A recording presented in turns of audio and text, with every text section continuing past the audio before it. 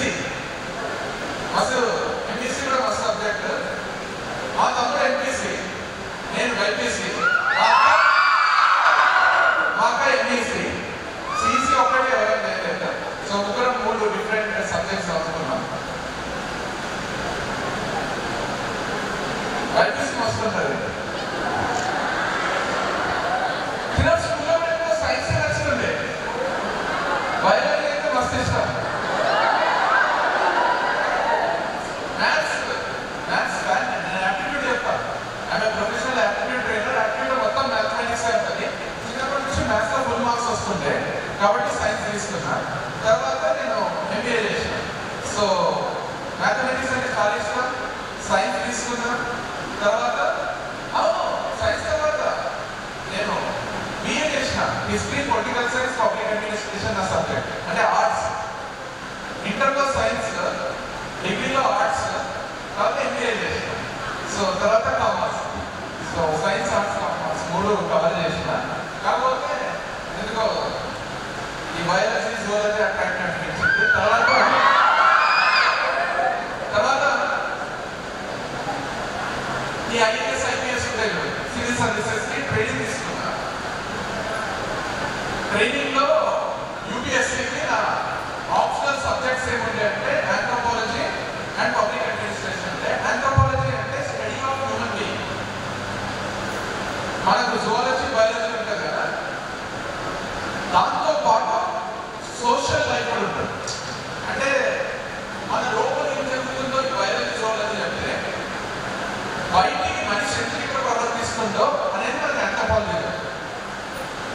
బాగుంటుంది subject. Study of human being ఉంటుంది. Different cultures ఉంటాయి. మనుషులు ఎందుకు బిహేవ్ చేస్తుంటే కొంచెం సైకాలజీ ఉంటుంది. అద్భుతంగా ఉంటుంది. ఎప్పుడైనా టైం దొరికితే ఆంథ్రోపాలజీ చదవండి, అసలు హాబీ అంతా చదవండి, మజా వస్తుంది లైఫ్. అయితే నేను వస్తుందా మంచి అయితే కాదు సెక్టర్ మంచిగా ఉందా?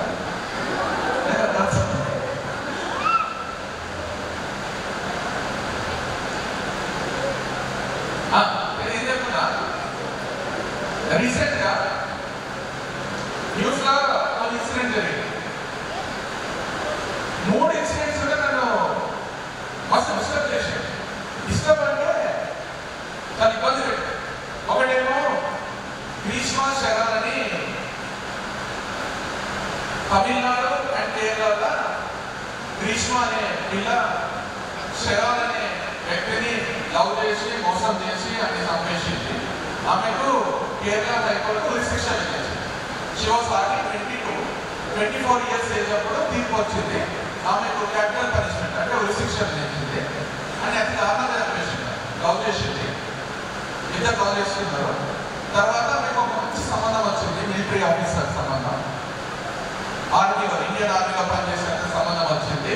వీడిని వదిలించుకోబోతుంది. నేను సచ్చినా వదిలేయాలి కదా, ఆమె అసలు అయినా వదిలించుకుంది. జ్యూస్ కమిషన్ కలిపి చంపేసింది. అంటే ఎంత బ్రీఫ్గా చెప్పిన డీప్గా గురించి తెలుసుకుంటే ఒళ్ళు పుడుస్తుంది అంటారు. అంత అతి దారుణంగా ఫస్ట్ టైం ఫెయిల్ అయితే, సెకండ్ టైం ఫెయిల్ అయితే, థర్డ్ టైం చంపేసింది. ఆ విషయంలో ఎట్లాంటి విషయం కలిపిందంటే ఇట్లా విషయం కావాలని చచ్చిపోయే విషయం కలపలే. తాగినాక మెల్లమెల్లగా రోజుకి లోపల ఆర్గాన్స్ ఒక్కొక్కటి ఫెయిల్ అవుతూ పెయిన్ఫుల్గా, అతి దారుణంగా, నరకంగా, నరకయాతను అనుభవిస్తూ అతను చచ్చిపోయాడు. అదే నేను ఇప్పుడు హాస్పిటల్ పోవాలంటే అవసరం లేదు, అది నేను ఇచ్చిన కషాయం వల్ల అవుతుంది నార్మలే అని హాస్పిటల్ కూడా పోనీయకుండా చేసి చంపేసింది. ఆమె వేరే రేర్ కేసెస్ పరిగణించి అతి చిన్న వయస్సు కాదన్నమాట ఉరి శిక్ష పడింది. తీర్పు వచ్చేసింది. వాళ్ళు నెక్స్ట్ కోర్టులో ఏమన్నా అప్పీల్ చేస్తారు. చాలా రిక్వెస్ట్ చేస్తున్నారు, చిన్న రకాల ఫ్యూచర్ ఉంది కదా, వదిలేస్తామా, చదువుకున్న పిల్ల కదా, మాస్టర్స్ చేస్తుంది, సో పీజీ చేస్తుంది, వదిలేస్తామా అది అంటే వదిలే ప్రసక్తి లేదని క్లియర్ చెప్పేసి అతను. సెకండ్ మన అనంతపూర్లో నారాయణ కాలేజ్ పిల్లోడు ఆ వీడియో కూడా చాలా వైరల్ అయింది. ఇంకా క్లాస్ జరుగుతున్నప్పుడే ఇంకా లేచి నడుచుకుంటూ వచ్చి గుర్తి చచ్చిపోయాడు. సీసీ కెమెరాలో వీడియో రికార్డ్ అయితే అది కూడా భయంకరంగా. అండ్ ఇంకోటి మన ఆల్మోస్ట్ కూడా మీర్పేటలో అతను అది దారుణంగా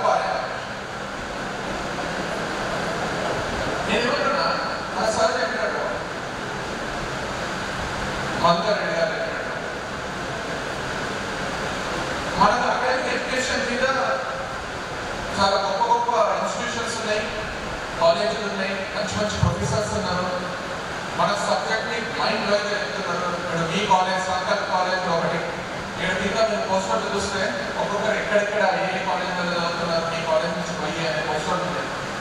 సో నాకు తెలిసి డౌటే లేదు, you will be academically very strong.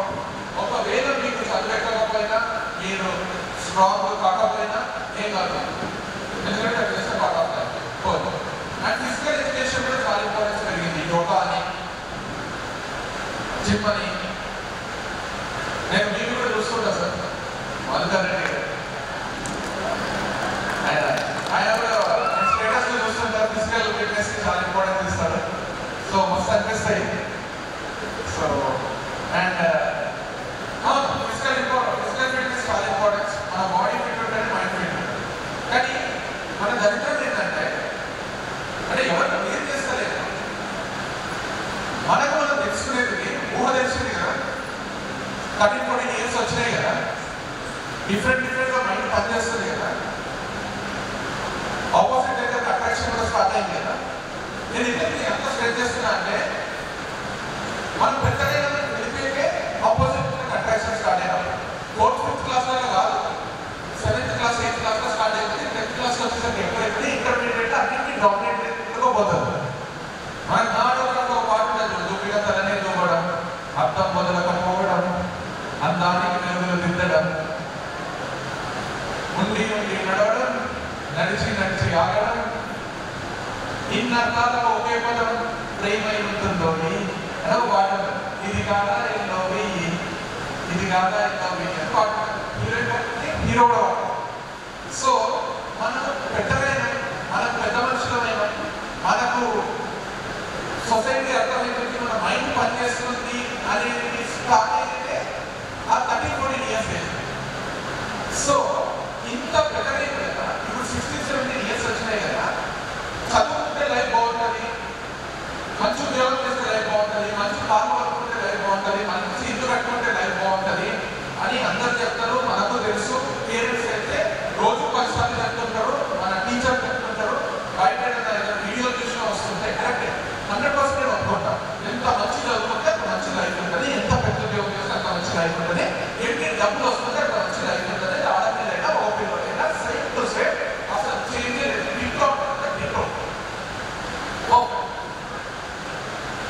మరి ఇంత తెలిసిన వాళ్ళు మెంటలీ మనం వీక్ అయిపోతానో, ఫిజికల్లీ మనం వీక్ అయిపోతానో, లైఫ్ దుర్బలంగా ఎట్లా తెలుసుకోలేకపోతుంది. చదువుకోకు, రేపే కాలేజ్ మనిషి ఇట్స్ ఓకే అంటారు. హెల్త్ హెల్త్ అంతా గ్రాంటెడ్ తీసుకుంటున్నాం. హెల్త్ని, ఫిజికల్ హెల్త్, మెంటల్ హెల్త్. ఒక ప్రాబ్లం వస్తే పెట్టుకుంటున్నాం, ఇంట్లో పట్టిన చిలపలుగా ఎందుకైపోతున్నాం, హ్యాండిల్ చేయడం ఎందుకు చేయలేదు. ఇది ఒక ప్రాబ్లం ఎందుకు అనిపిస్తలేదు. ఒక్క సంగతి అనుకున్నట్టు జరగకపోతే అంత రెస్ట్లెస్నెస్ ఫీల్ అవుతున్నాం, అడిక్ట్ అవుతున్నాం. దేన్ని చూస్తే దానికి, మొబైల్ చూస్తే మొబైల్కి, ఇంకొక సిగరెట్ కానీ మందు కానీ. రేపు పొద్దున మీకు కూడా అయితే ఇంజనీరింగ్ కాలేజ్కి పోతారు, మీ బ్యాంకులో